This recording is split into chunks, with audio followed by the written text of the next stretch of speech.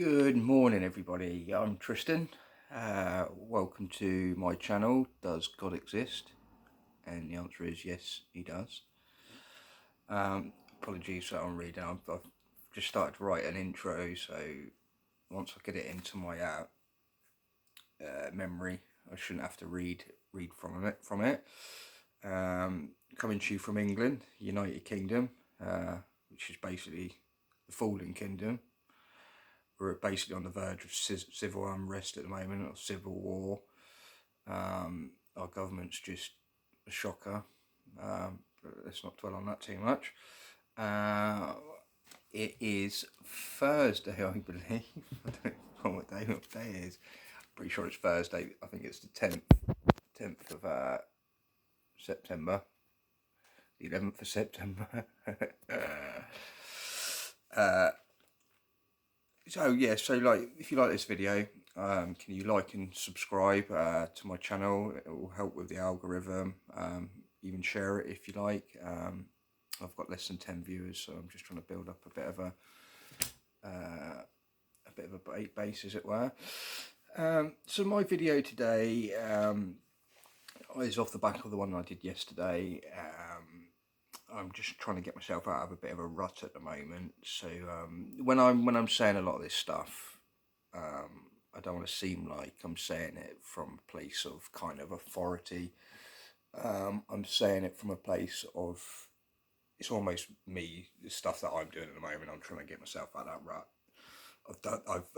I've been in these positions many times before, so I've kind of got some experience from it, so I know that some of these things work, and I'm sure if you've been in that situation, you know stuff, but when you're in a rut, you just forget it and you get stuck in your head. So I don't want people to start saying, "Oh, you're a hypocrite" or something like that, or thinking that because you ain't got that or whatever. But yeah, maybe I haven't, but I'm trying at the moment. So yeah, these are the things what I've found in the past that do work. So it's almost a bit of counselling session for myself, and if anybody else gets something from it, that's good. So the first thing is, I would say, is in the morning you want to get out. If you're a snoozer, you want to get out of the habit of snoozing. You want to get straight out of bed.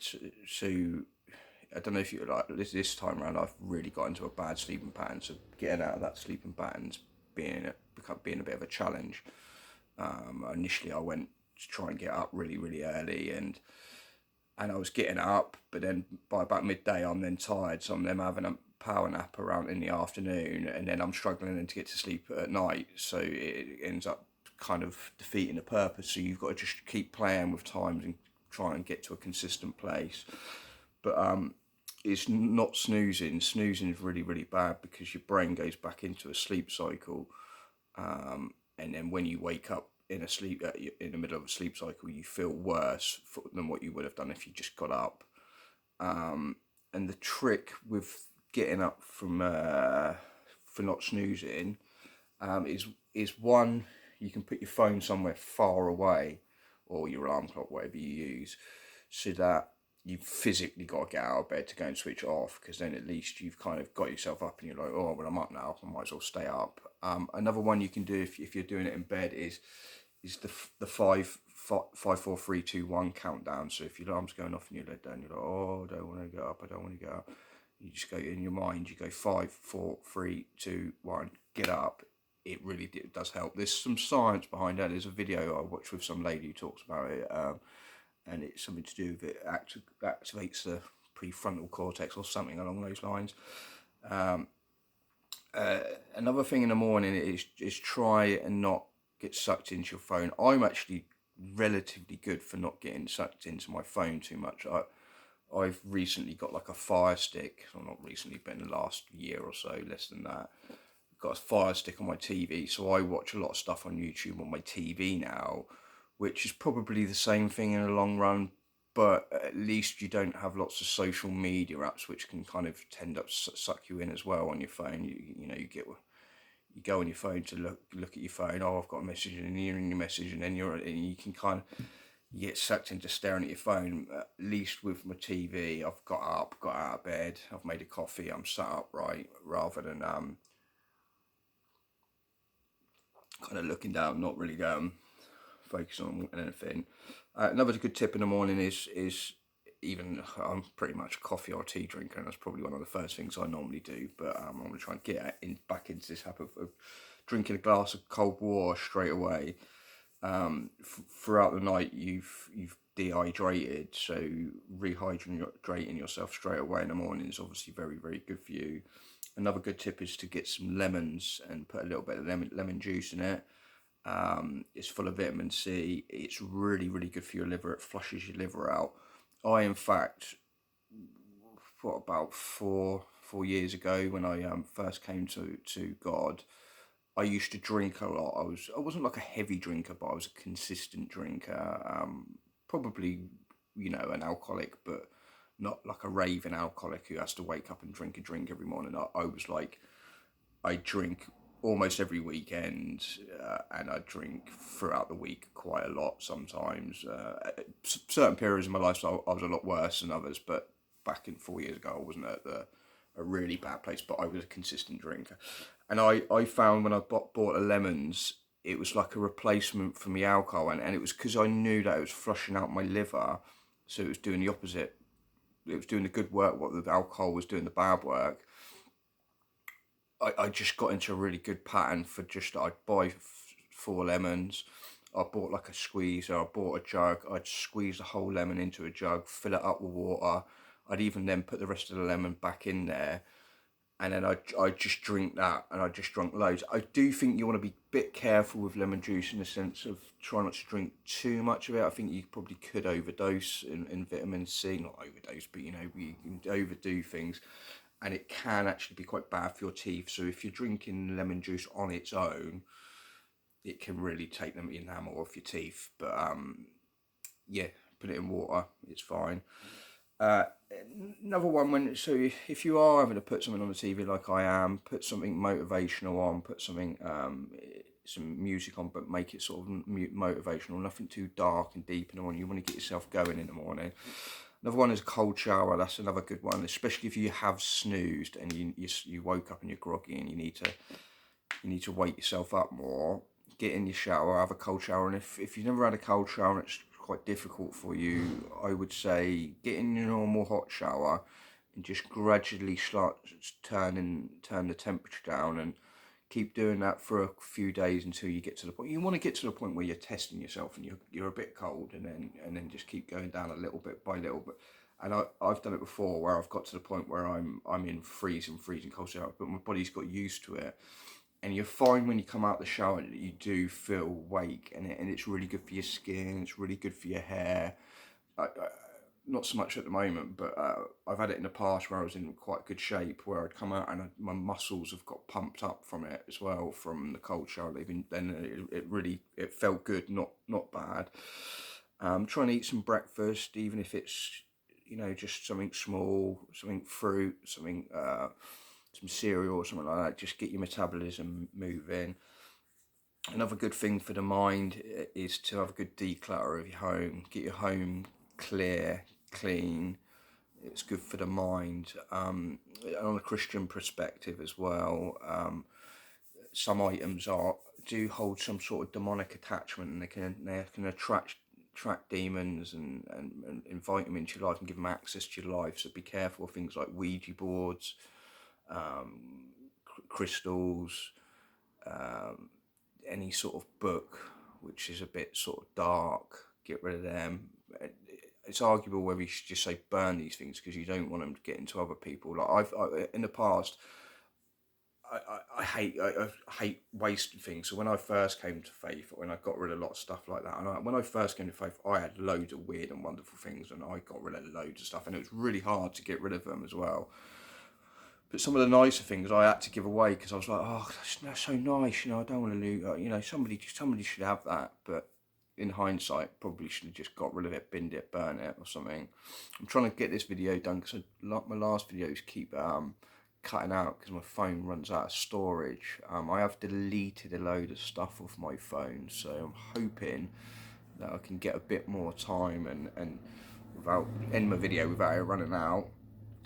So yeah, decluttering. Yeah, just get rid of stuff. I'm trying to think of other things. What could be a hamper to being a Christian is any sort of T-shirts with a demonic symbol on. You want to be careful. Well, some of these, because you're somewhat coming into agreement with these things.